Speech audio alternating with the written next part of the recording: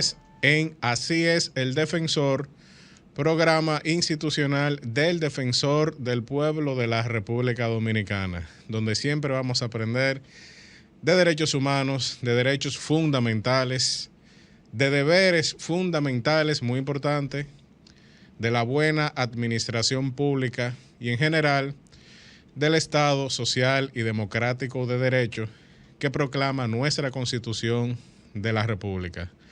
Con ustedes, Nilo de la Rosa, y en la tarde de hoy vamos a conversar con la licenciada Neira Paulino, quien es la directora de Derechos Humanos del Ministerio de Relaciones Exteriores, también conocida como la Cancillería, y vamos a conversar sobre las obligaciones internacionales en materia de derechos humanos que ha asumido el Estado Dominicano. Un tema muy importante, todo lo que tiene que ver con esos tratados internacionales, esas convenciones internacionales en materia de derechos humanos, que por cierto, forman parte del bloque de constitucionalidad del Estado Dominicano, porque así lo dice la misma Constitución de la República. No sin antes, para iniciar nuestro programa, vamos a escuchar nuestro editorial y como siempre, vamos a saber qué hizo el Defensor del Pueblo durante esta semana. Comencemos. Queridos amigos, los altos niveles de violencia intrafamiliar y violencia social que se están presentando en la República Dominicana amerita acciones fuertes y contundentes, no solo desde las autoridades gubernamentales como siempre se piensa, también las familias y cada uno de los individuos que componemos la sociedad tenemos una grave responsabilidad de hacer un aporte sustancial a la resolución del problema, o al menos su control efectivo. En los recientes hechos sangrientos y lamentables, en los que hombres y mujeres han perdido la vida a manos de individuos con armas de fuego y armas blancas, se puede constatar en estos todo un historial de hechos similares en los que parece que la autoridad y el orden público no fueron suficientes para evitar el desenlace fatal. Es común encontrar en esos antisociales y enemigos de la dignidad y los derechos humanos antecedentes delictuales y criminales, tales como homicidio, asesinato, violencia de género, robo agravado, golpes y heridas e incluso tipos penales más complejos como estafas, extorsión y corrupción. ¿Cómo es posible que esos elementos anduvieran sueltos en las calles de nuestro país sin el más mínimo monitoreo o control por parte del Estado? Sin duda alguna, ciertas cosas no están funcionando correctamente en nuestro país. Ciertas cosas llaman a suspicacia. Ciertas cosas inquietan hasta el más bravo de los habitantes de la República. Parecería que estamos a merced de la ley de la selva, es decir, la ley del más fuerte, y no a merced de la razón y del Estado de Derecho.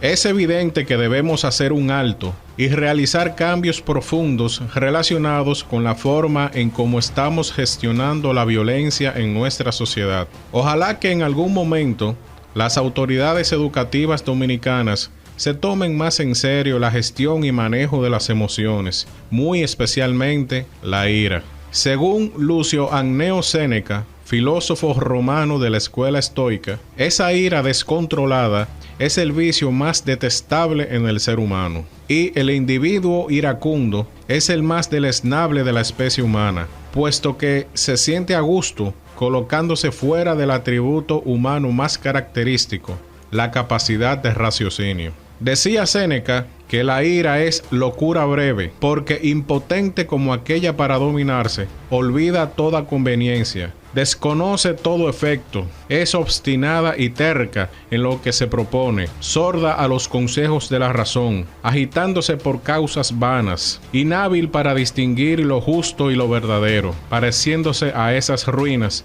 que se rompen sobre aquello mismo que aplastan. Queridos amigos, nos hemos dado cuenta de que todavía subsiste entre nosotros un espíritu de barbarie y de salvajismo. O nos proponemos a civilizar por completo a nuestro país, o todos viviremos bajo el imperio de unos pocos individuos cuyo nivel de irracionalidad no dista mucho de los animales. Muchas gracias. El Defensor del Pueblo organizó un foro junto al INTEC sobre formación de ciudadanía responsable, el cual sirvió como escenario para conversar con estudiantes de distintas carreras con el objetivo de que aprendan sobre cómo exigir sus derechos y conocer más acerca de sus deberes. Pablo Ulloa, junto a los expositores Francisco Tavares y Natividad Espinal, compartieron aportes sobre el tema y abrieron un espacio de preguntas y respuestas para interactuar de manera más directa con los asistentes, la mayoría jóvenes estudiantes del INTEC. La primera adjunta del Defensor del Pueblo, Ana Leticia Martich, se trasladó a la provincia de Santiago de los Caballeros como parte del proceso que agota el Defensor del Pueblo durante una investigación por el hallazgo del cadáver de un infante en las instalaciones del Hospital Dr. de Jesús Jiménez Almonte. Durante la inspección, el equipo del defensor se reunió con las autoridades de salud pública y del hospital, así como del INASIF, para conocer las explicaciones de lo ocurrido. La institución usa la inspección contemplada en el artículo 3 de la Ley 1901 que crea el Defensor del Pueblo para velar por los derechos fundamentales de las personas, agotando el proceso correcto de investigación. El segundo adjunto, Darío Nin, estuvo compartiendo el conversatorio El costo de una patria en el Ayuntamiento Municipal de Los Alcarrizos. De igual manera, contamos con el apoyo de más de 50 personas, entre empleados del ayuntamiento, técnicos de educación, regidor y alcalde de la zona. Los niños y niñas del campamento OMSA cerraron su verano con broche de oro, disfrutando de la proyección de la Constitución animada del Defensor del Pueblo, y además contaron con la visita de Pepe, personaje infantil del Defensor del Pueblo, que se ha convertido en el favorito de todos los pequeños. El Defensor del Pueblo fue galardonado por su destacable labor y honra a la dominicanidad en los premios Dominicanísimo en Lawrence, Massachusetts. Estos premios se otorgaron a los dominicanos destacados en distintas áreas y el hecho de que Pablo Ulloa sea reconocido es muestra de la ardua labor que ejerce junto a su equipo de trabajo en favor de los derechos de todos los dominicanos. El Defensor del Pueblo y el Tribunal Superior Electoral han sido las instituciones constitucionales con mejor puntuación durante los primeros 6 meses de este año, de acuerdo a la evaluación realizada por el portal de transparencia de la Dirección General de Ética e Integridad Gubernamental, DGEIT. En el citado periodo, las instituciones presididas por Pablo Ulloa e Ignacio Pascual Camacho, respectivamente, se han mantenido sobre los 85 puntos en todos los meses, llegando incluso a acercarse al nivel máximo de 100 puntos. En el siguiente video te compartimos uno de nuestros casos de éxito, a través del cual evidenciamos cómo la mediación del Defensor del Pueblo obtuvo resultados positivos para maestros jubilados. En el año 2008, los maestros pensionados y jubilados de la República Dominicana han tenido el derecho de recibir cada 3 años una mejora en su salario, hecho que no ha ocurrido hasta que el Defensor del Pueblo intervino a solicitud de la Unión Nacional de Maestros Pensionados y Jubilados. Nosotros no estábamos apercibidos de la importancia del Defensor del Pueblo, porque en verdad no conocíamos la trascendencia del Defensor y entendíamos que no teníamos nada que buscar con el Defensor. Y una de las compañeras es quien nos sugiere ver al Defensor, porque ella entendía que sí era posible por esa vía lograr que la ley 451-08 se pusiera en ejecución. Tenemos que reconocer que el papel trascendente del Defensor del Pueblo garantizó que los maestros pensionados, más de 29,000, pues recibieran por primera vez la indexación salarial, un hecho de alta trascendencia.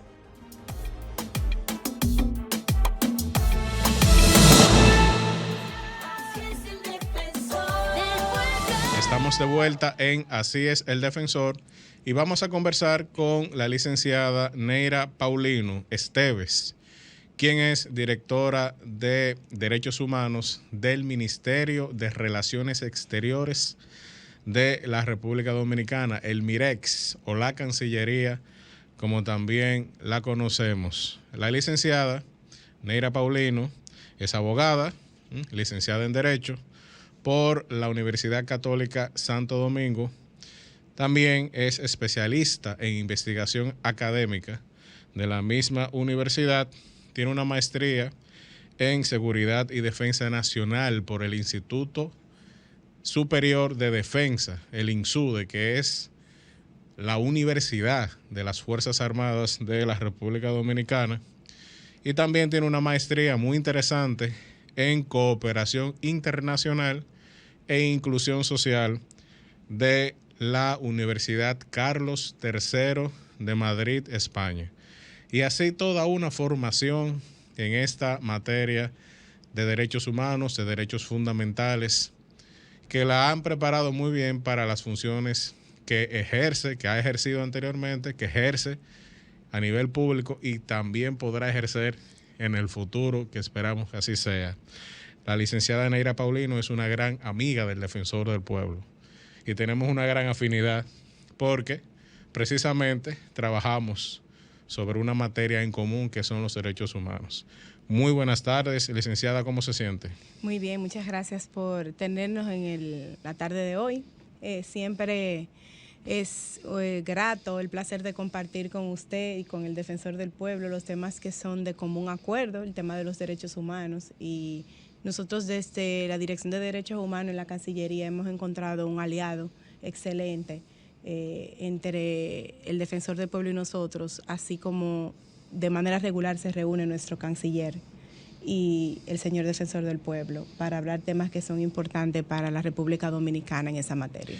Así es, y bueno, me consta como parte de la institución que el canciller de la República, el doctor Roberto Álvarez, y todos los viceministros, especialmente el embajador Rubén Silié, son grandes amigos del Defensor del Pueblo, de nuestra institución, y se hace constar a nivel público que estamos muy contestes en el desarrollo de los derechos humanos, de los derechos fundamentales, conforme están establecidos en los tratados internacionales, pero también conforme están establecidos los procedimientos, las limitaciones también y las condiciones en nuestra Constitución de la República y nuestras leyes. Licenciada, vamos por las cuestiones más importantes, por lo fundamental. ¿Cuáles son los principales tratados internacionales, que sabemos que son muchos, pero a nivel de su dirección y también de la misma Cancillería y del Estado Dominicano completo, cuáles son esos tratados internacionales que pudiéramos decir son los principales a los que está adscrito o ha ratificado la República Dominicana? Claro. Bueno, la República Dominicana en los últimos años ha sido muy activo en materia de ratificación de convenciones en materia de derechos humanos. Obviamente, desde los 90 para acá, ha ratificado la mayoría de los tratados, tanto en el sistema de protección interamericano, que pertenece a la OEA, como en el sistema universal, que es el que pertenece a la ONU, a la Organización de las Naciones Unidas. Entonces, estos dos sistemas coexisten, se trabajan juntos, se comunican. A veces nosotros pensamos que la OEA y la ONU no se comunican, pero sí se comunican. Hemos estado en eventos donde ambas organizaciones multilaterales pues comparten datos, comparten cifras sobre situaciones en particular.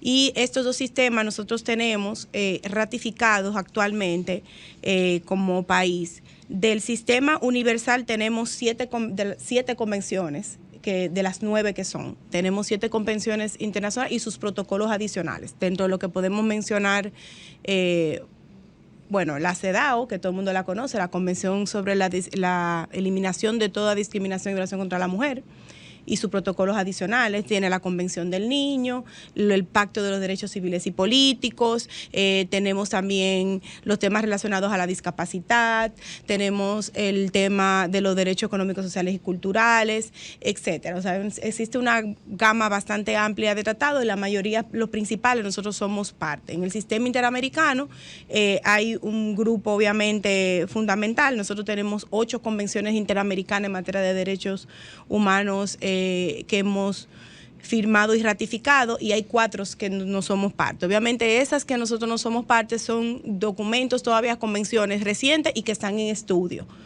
a nivel de la Cancillería, del área jurídica de la Cancillería y de las instituciones que son pertinentes al tema, que tienen que pues dar su opinión positiva para que Cancillería pueda someter eso al Poder Ejecutivo y a su vez ratificarlo.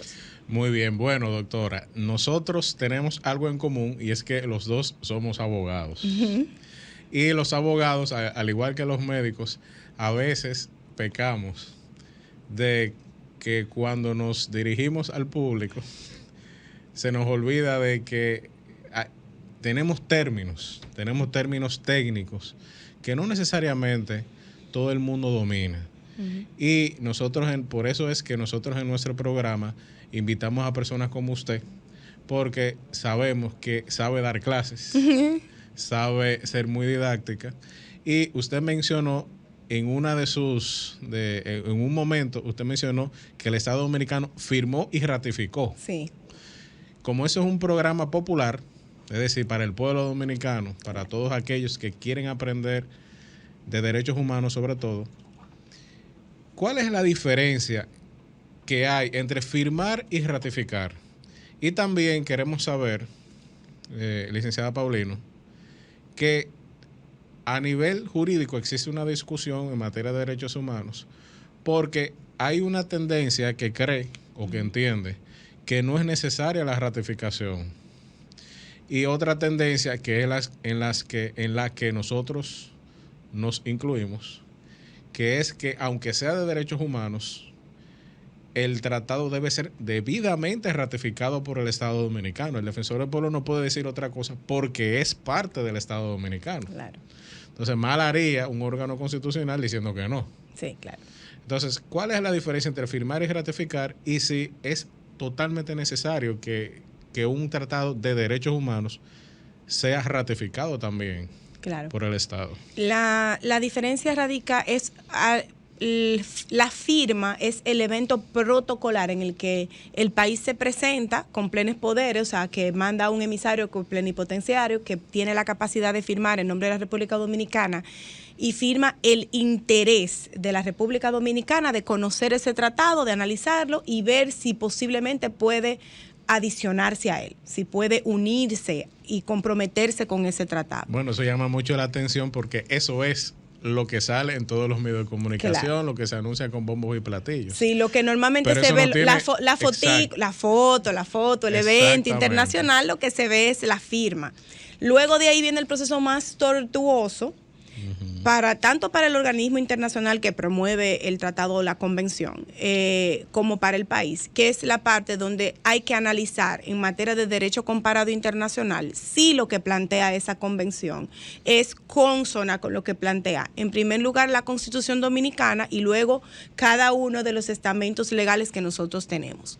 Una vez analizado eso, pues ya el Estado se encuentra en la posibilidad, en este caso la presidencia, de someter ese instrumento internacional a el Congreso Nacional para su debida ratificación, que sería ya a través de una ley que emite, obviamente, el Congreso, donde dice que República Dominicana acepta la competencia o acepta lo que está convenido en ese tipo de convenciones.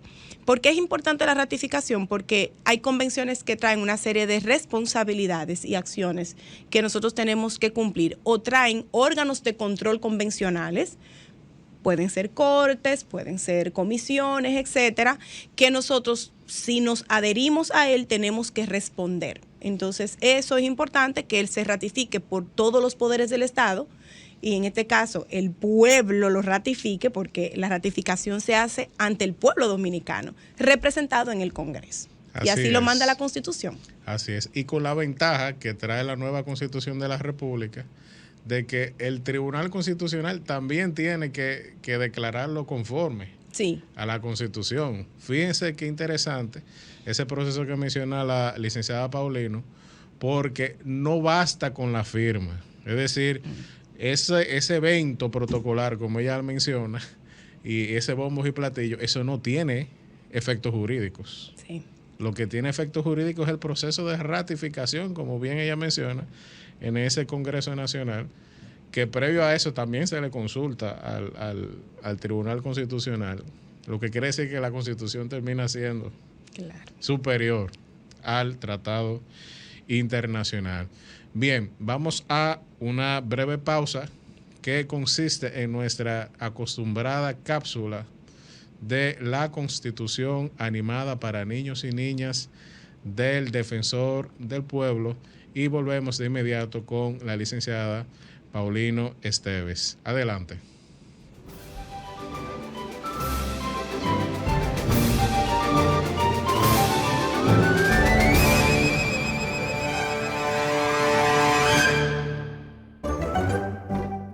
Derechos que disfrutamos. Primera parte. Derecho a la integridad personal. En República Dominicana, está prohibido por la Constitución y las leyes el obligar a alguien a hacer algo que la ley no manda. Toda persona tiene derecho a que se respete su integridad física, psíquica, moral y vivir sin violencia. Derecho al libre desarrollo de la personalidad. Este derecho nos permite tener las mismas oportunidades para desarrollarnos sin ninguna discriminación, respetando los límites de la ley y los derechos de los demás. Derecho a la intimidad y al honor personal. Todas las personas tenemos derecho a que se nos respete nuestra intimidad. Por eso es ilegal abrir correos que no estén dirigidos a nosotros, así como escuchar conversaciones ajenas. También tenemos derecho a que se respete nuestro honor y nuestra reputación. Derecho a la libertad de conciencia y de cultos. Esto significa que en la República Dominicana tenemos derecho de practicar cualquier religión, independientemente de la creencia de los demás. Derecho a la libertad de tránsito. Esto se refiere a que podemos transitar libremente en nuestro país, así como también podemos viajar donde nos plazca. Derecho a la libertad de reunión.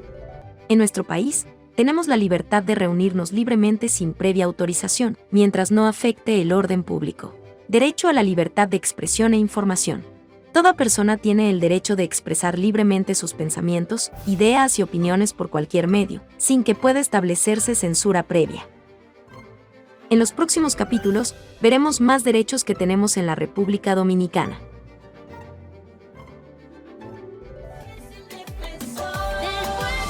Estamos de vuelta en nuestro programa Así es el Defensor, conversando de manera muy interesante con la licenciada Paulino Esteves, quien es la directora de Derechos Humanos del Ministerio de Relaciones Exteriores de la República Dominicana, el MIREX. Licenciada, ¿cuál es el rol que juega el Ministerio de Relaciones Exteriores, el MIREX, en materia de derechos humanos, es decir, en la promoción de los derechos humanos?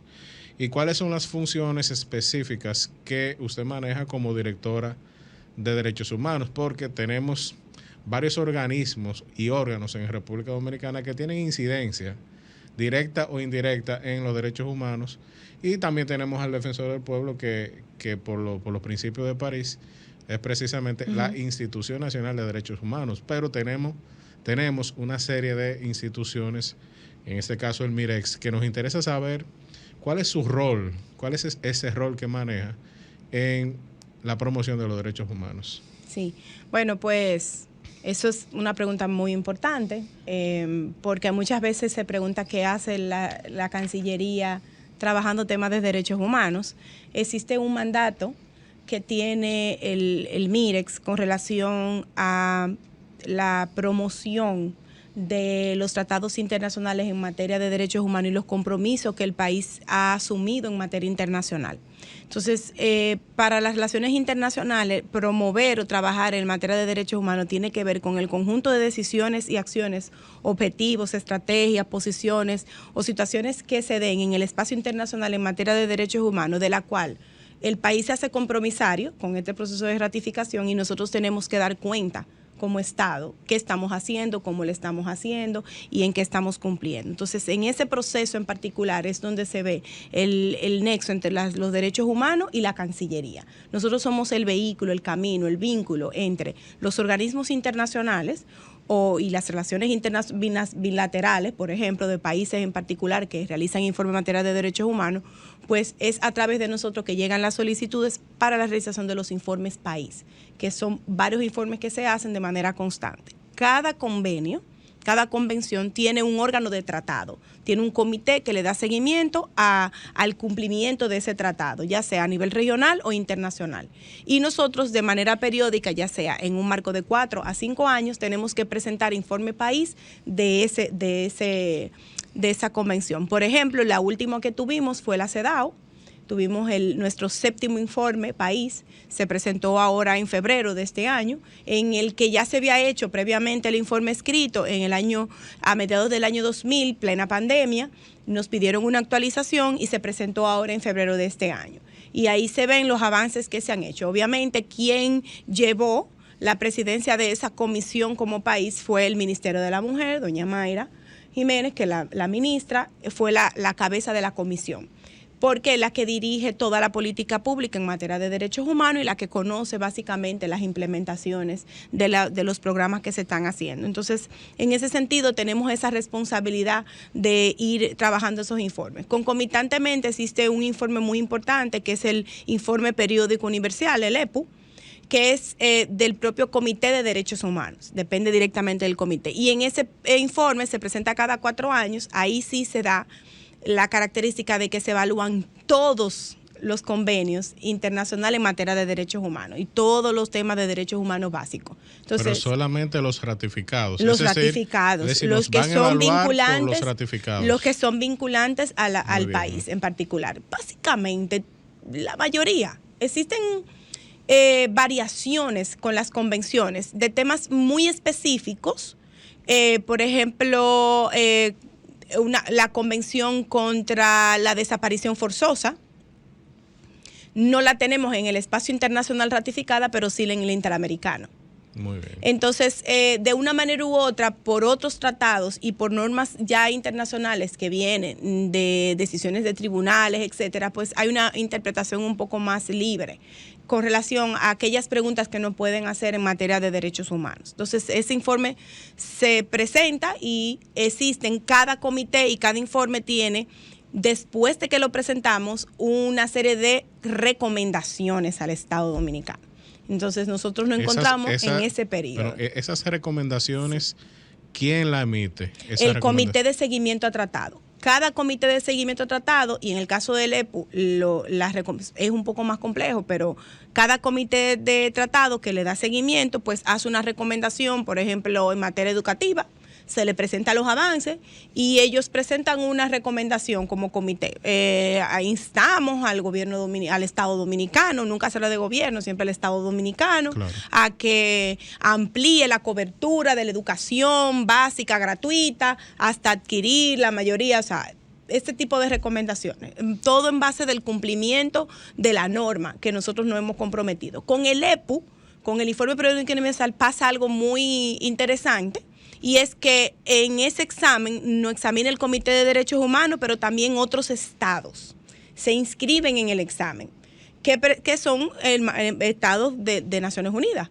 Entonces, esos estados, países, Burundi, Ruanda, Venezuela, China, Japón, Estados Unidos, Argentina, etcétera, pues presentan, dentro de nuestro informe como país, ellos presentan sus recomendaciones. Pero en ese caso, el país tiene la opción de aceptarlas o no. Muy bien. Nosotros tenemos una pregunta, licenciada. De acuerdo a las normas internacionales, los estados pueden ratificar completamente un acuerdo, pero también tienen la posibilidad de hacer reservas. Sí, es decir, bueno, yo apruebo como Estado X, no voy a hablar por República Dominicana, aunque es el nuestro.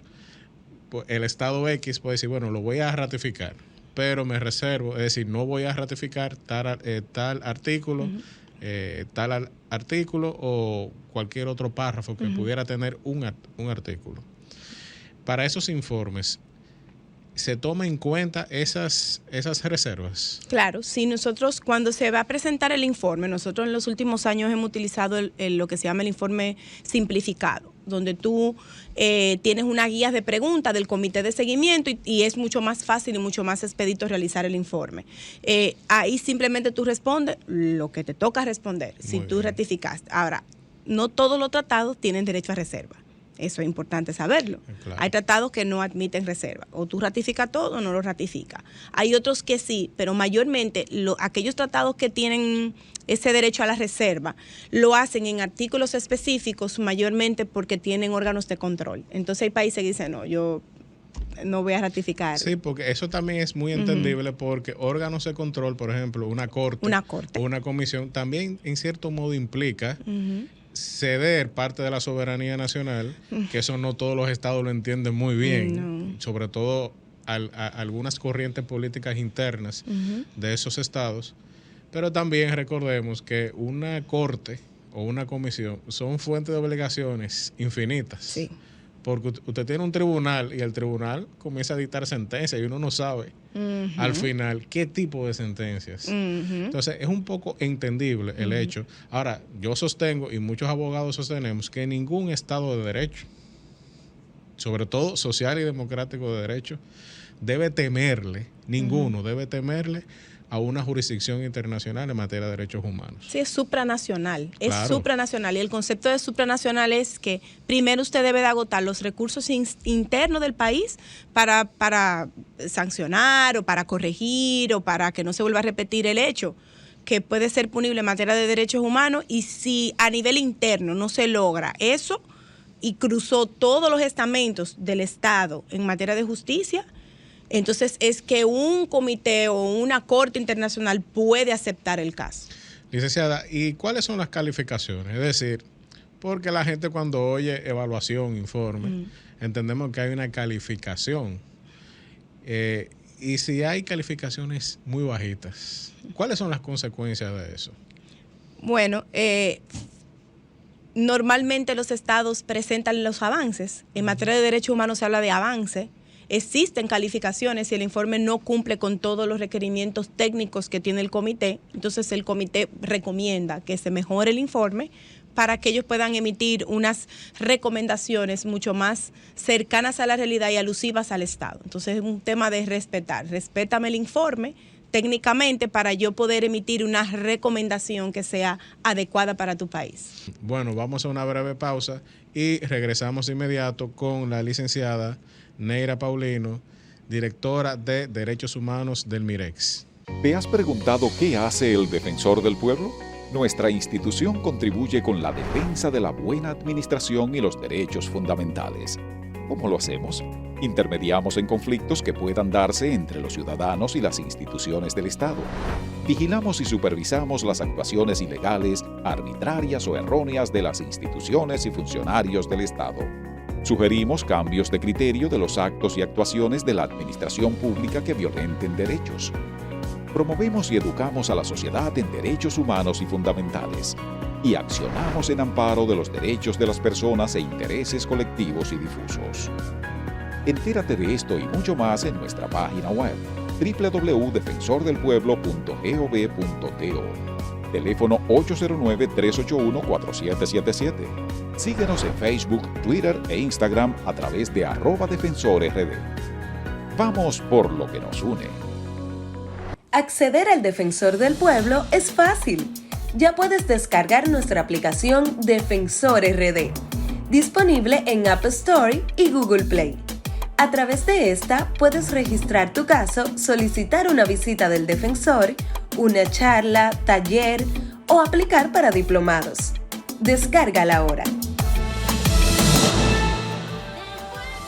Estamos de vuelta en Así es el Defensor, conversando con la licenciada Neira Paulino Esteves sobre las obligaciones internacionales de la República Dominicana, del Estado denominado República Dominicana, en materia de derechos humanos. Licenciada, ¿cuáles son las consecuencias que pudiera tener el Estado dominicano o cualquier Estado a nivel genérico si no cumple o mal cumple un tratado internacional en materia de derechos humanos y de cualquier otro tipo de tratado, porque son fuentes de obligaciones? Sí. Bueno, realmente ahí quisiera también ampliar un poco el tema de la pregunta sobre Estado y gobierno. Eso es, yo creo que es fundamental en materia de derechos humanos. las personas confunden la responsabilidad del gobierno de turno constitucional de cada 4 años con la responsabilidad del Estado dominicano, que son los 3 poderes. Entonces, cuando se habla de derechos humanos, se habla siempre de responsabilidad de los estados, no se habla de un gobierno. Por lo tanto, el poder legislativo, el poder judicial, la presidencia y los órganos extrapoderes, como el Defensor del Pueblo, el Tribunal Constitucional, el Consejo Superior, etcétera, todo eso es órganos que dependen de la Constitución, pues también están obligados, en cierta medida, al tema del respeto a los derechos humanos. Cuando un Estado incumple con las normas que son ratificadas por su país en materia de derechos humanos, pues pueden pasar varias cosas. Puede pasar algo muy parecido a los informes negros que te pueden hacer a nivel internacional, en las asambleas generales, donde te catalogan como violador de derechos humanos. Y eso repercute en la cooperación internacional, en la cooperación bilateral. Hay países que dicen, los países, por ejemplo, de Europa Este, los Países Bajos, Holanda, etcétera, dicen yo no colaboro con países que son violadores de derechos humanos. Estados Unidos, por ejemplo, tiene un procedimiento que se llama la ley LAJI, que es una ley creada por el Departamento de Estado, en el que si un país se considera que sus fuerzas de seguridad son violadoras de los derechos humanos o atacan a defensores de los derechos humanos, pues ellos les retiran la cooperación que ellos normalmente dan para seguridad y defensa. O sea, que existen muchos mecanismos en el espacio internacional en que un Estado puede verse involucrado por incumplir esas normas en materia de derechos humanos y caer en esa lista negra de países violadores en ese sentido. Así es, y también recordemos el famoso artículo 51 de la Carta de Naciones Unidas, que dice cómo se activa el Consejo de Seguridad de Naciones Unidas, que es el órgano que decide las intervenciones militares autorizadas a nivel internacional, porque sí, existen invasiones autorizadas a nivel de Naciones Unidas, y ese artículo es muy interesante y a veces se prestan muchas interpretaciones, incluso interesadas, porque dice claramente que el Consejo de Seguridad se activa o puede ser convocado para una intervención militar en algún país si se verifica, o si el Consejo verifica, los miembros del Consejo de Seguridad, que son 15, 5 permanentes y 10 no permanentes, que básicamente por la violación a los derechos humanos. Básicamente por la violación a los derechos humanos. Es decir, que las consecuencias pueden ser muy graves en algunos casos, incluso más allá de condenas pecuniarias, judiciales, etcétera. Pecuniarias, judiciales, etcétera, etcétera. Y estamos hablando ya de intervenciones militares en algunos casos. Pero yo creo que también lo más importante de eso es las relaciones internacionales se basan en la buena fe. Y se basa en una comunidad internacional que respeta el tema de los derechos humanos de todas las personas y del desarrollo de los pueblos. Entonces, eso es lo fundamental. Cumplimos todos para que todos podamos desarrollarnos. Así es. Bueno, es un principio de solidaridad internacional que está establecido en la misma Carta de Naciones Unidas. Licenciado, usted mencionó el Departamento de Estado de los Estados Unidos. Y queremos aclarar algo aquí en el programa, porque cada cierto tiempo, cada año, cada 2 años, el Departamento de Estado de los Estados Unidos emite informes de derechos humanos de países, sobre todo de América Latina.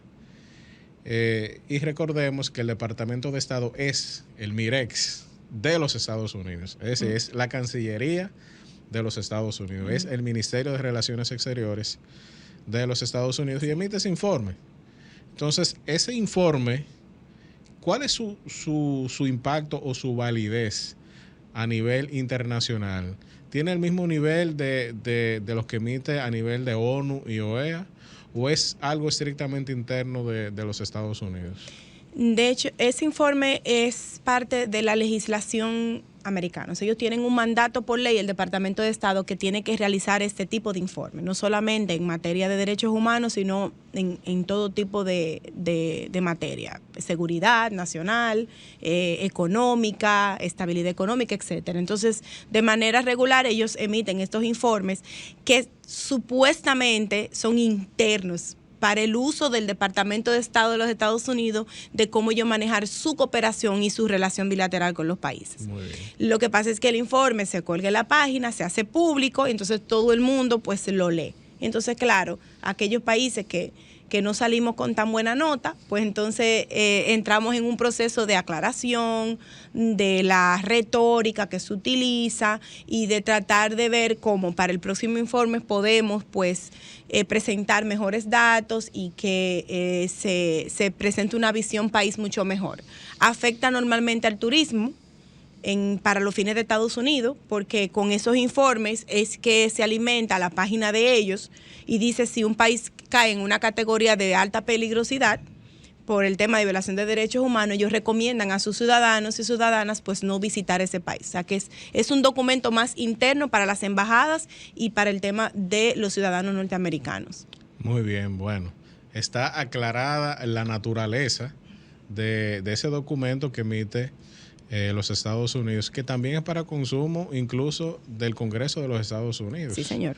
Que es un Congreso que se caracteriza mucho por el tema de la defensa de los derechos humanos y los derechos fundamentales a nivel internacional. Y bueno, es algo lógico. Es algo lógico que una embajada de un país emita un informe.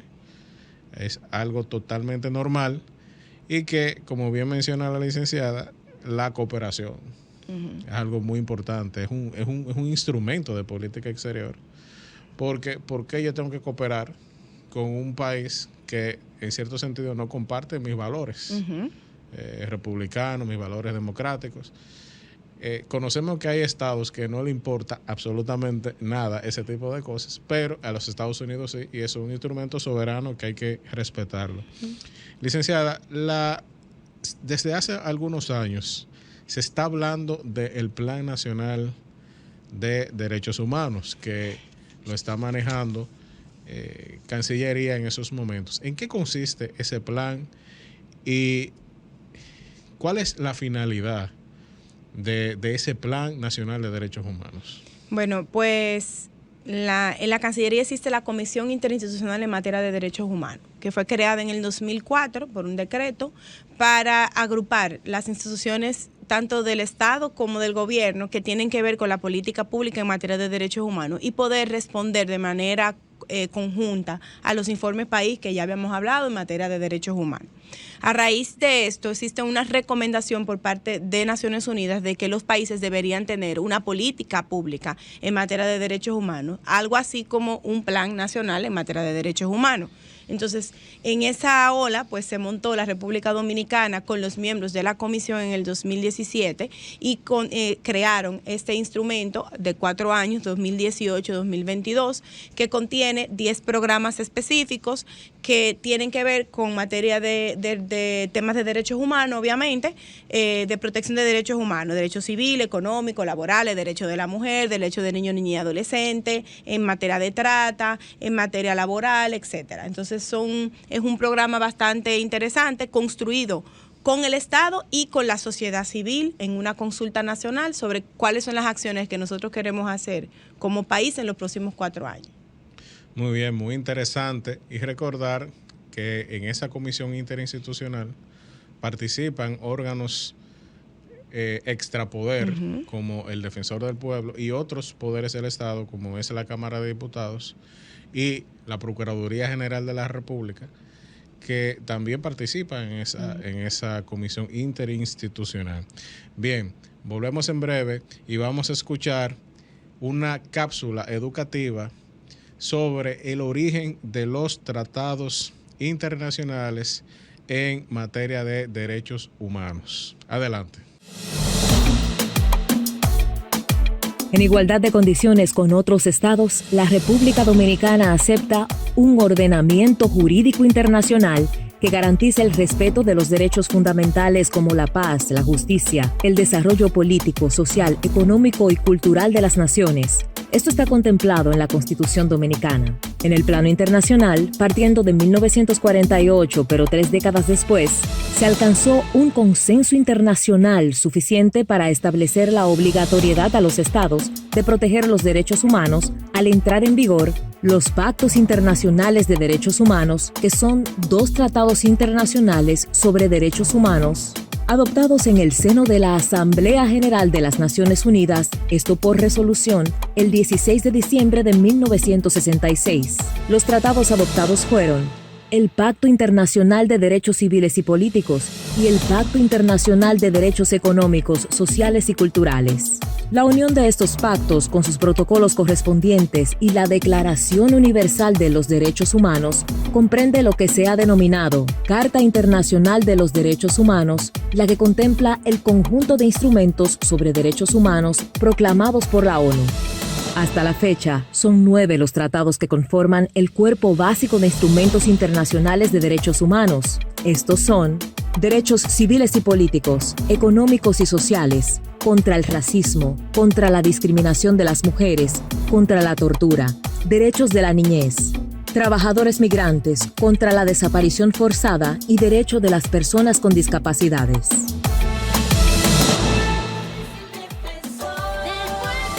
Estamos de vuelta en Así es el Defensor, conversando con la licenciada Neira Paulino Esteves, quien es directora de Derechos Humanos de la Cancillería de la República.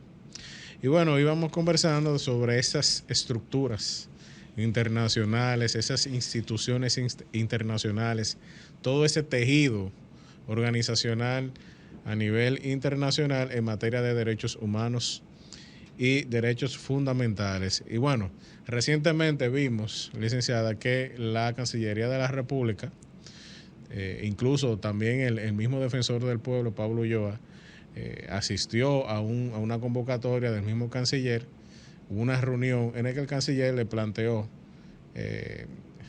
todo lo que tiene que ver con una candidatura de República Dominicana al Consejo de Derechos Humanos de la ONU, es decir, a ocupar un asiento, para que no se entiendan, en ese Consejo de Derechos Humanos de la Organización de Naciones Unidas.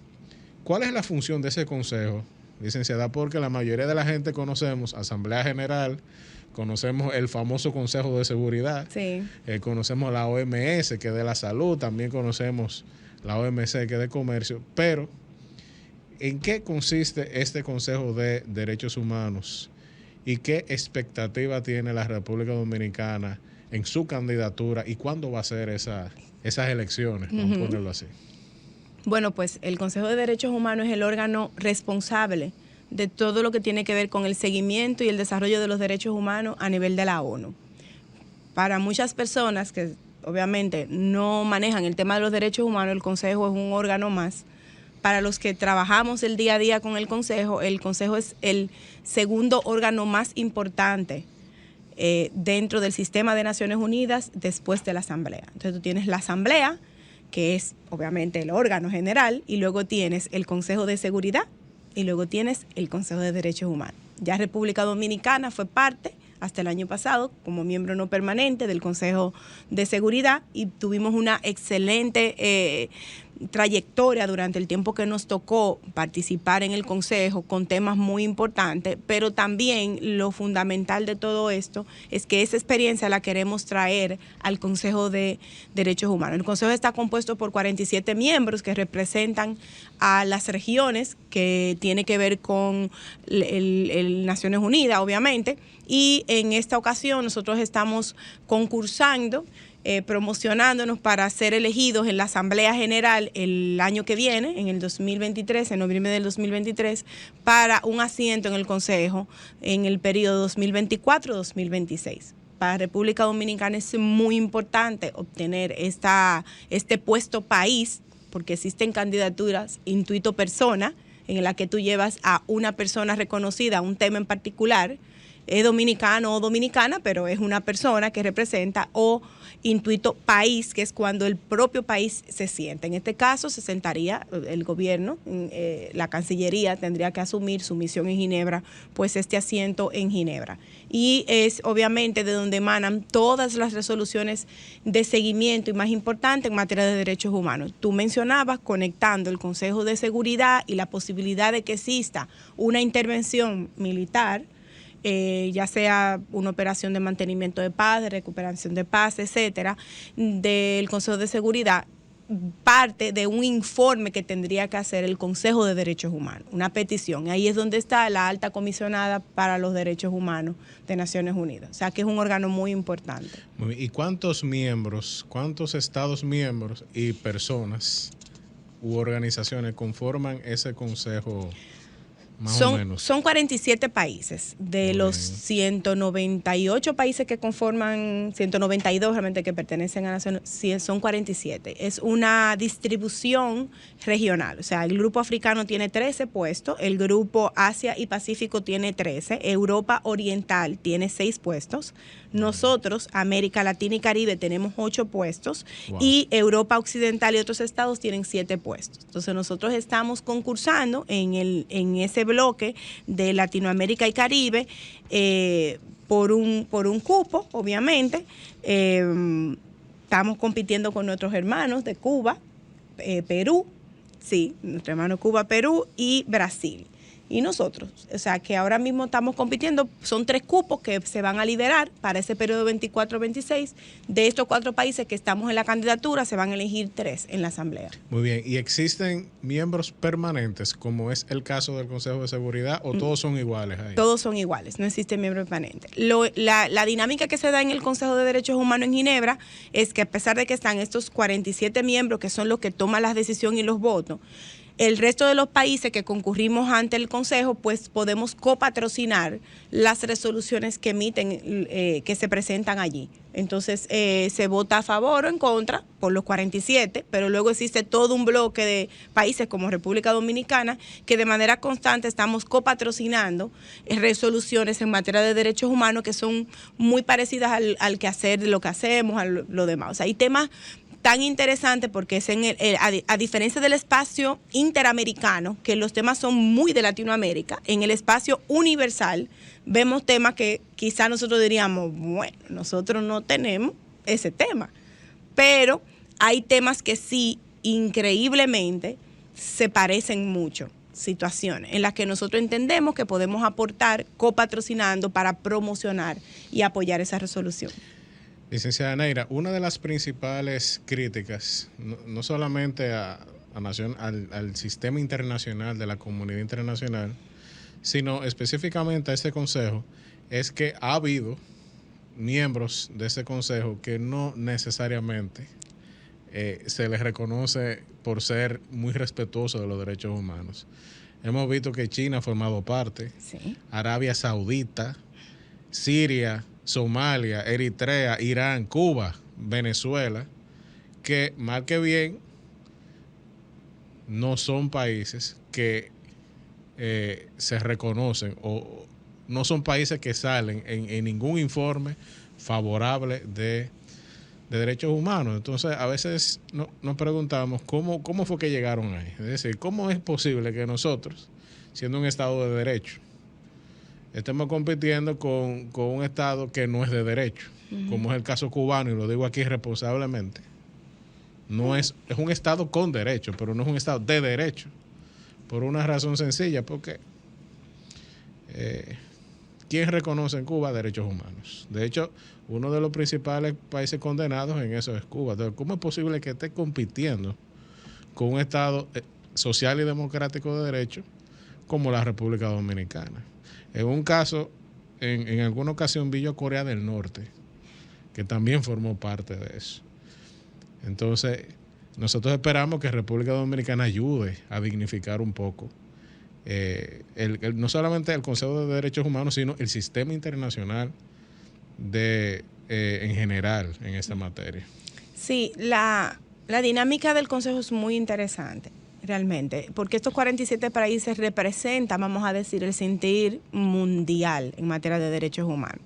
Recuérdate que hay una puja muy interesante que se da entre lo que son los derechos humanos y la cultura de los pueblos. Muy bien. Con el tema asiático, los casos de los países asiáticos, se da mucho eso. Asia siempre dice, es mi cultura, esta es mi cultura, ustedes quieren que yo adopte otra cultura, pero mi cultura me manda a esto.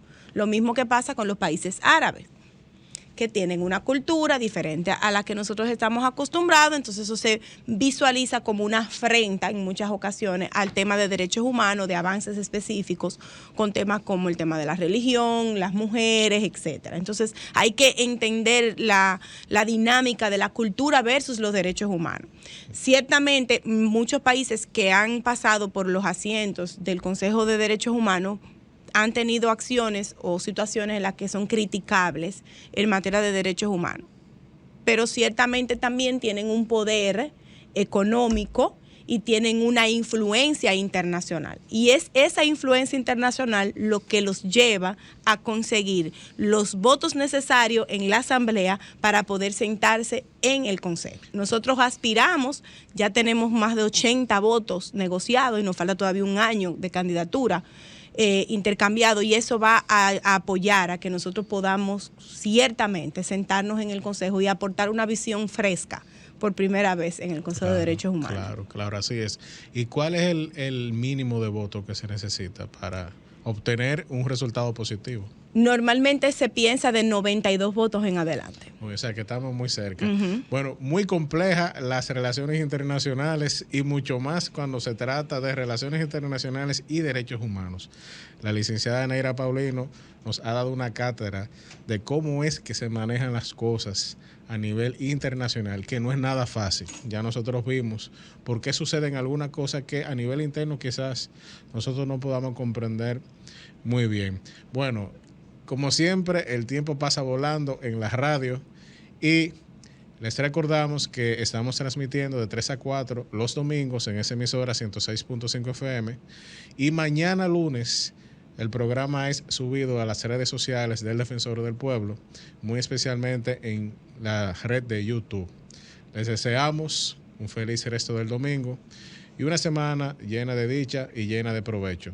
Nos vemos en un futuro próximo. Hasta entonces. Así es. El que está para ti te da la mano. Defiende los derechos de cada ser humano. Siempre contigo.